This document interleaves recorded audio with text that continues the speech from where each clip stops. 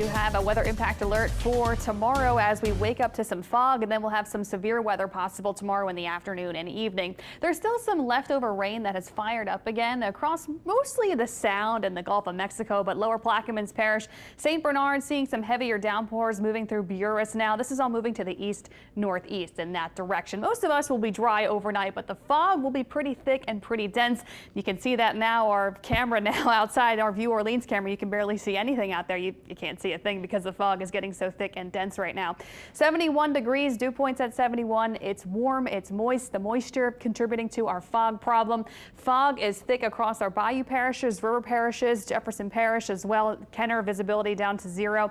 North Shore seeing some patchy dense fog, and that'll be the trend into the overnight hours. So there is that dense fog advisory until 10 a.m. tomorrow morning for the entire area. So make sure you drive carefully. The fog could be pretty bad till mid-morning tomorrow. Visibility down to nothing possibly in a few spots. It will be patchy dense. Not everywhere will it be that bad, but certainly something that we'll have to deal with throughout the early part of tomorrow morning.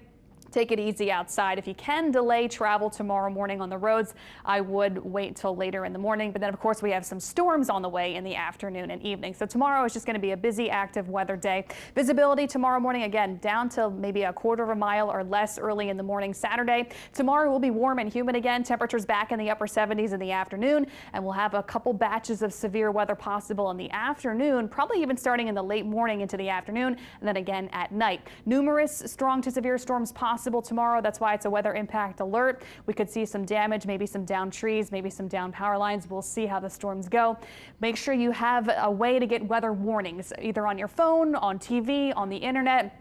Know where your safe place is in your house in case a warning goes out, and then they do happen sometimes pretty quickly. Just make sure you know where you'll go if you do get under possibly a tornado warning tomorrow. We will see. As we get throughout the morning hours tomorrow, 9-10 a.m., we'll start to see these individual storms fire up, especially in the afternoon. And I know it doesn't look like much here on our precision cast like I've been mentioning, but these storms actually tomorrow in the afternoon could rotate, and we could see some individual thunderstorms that could produce tornadoes tomorrow in the afternoon. So we'll watch for those rotating thunderstorms tomorrow in the afternoon and into the early evening. And then here's that second more organized batch. That line of rain and storms comes in tomorrow evening. That's when we could see some damaging wind gusts up to maybe 50, 60 plus miles per hour. Heavy rain, still talking about a risk for tornado with that.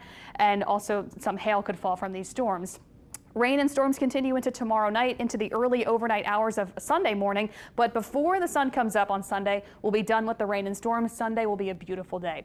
Tomorrow, though, our severe risk is a bit higher. It's been a long time since we've had to deal with this. And so if you're north of the lake, you're in an enhanced risk tomorrow. And that hatching indicates that the storms tomorrow that could produce the tornadoes, they could produce strong, long-lived, long-lasting, long-track tornadoes. It's possible, EF2 or greater. That's what the hatching indicates. So that's why we're being extra vigilant about the storms tomorrow. The risk is a bit lower the farther south you go, but still, no matter where you're at tomorrow, plan for those strong tornado possibility, damaging winds, hail, and some heavy rain tomorrow as we get into the afternoon, especially tomorrow night as well.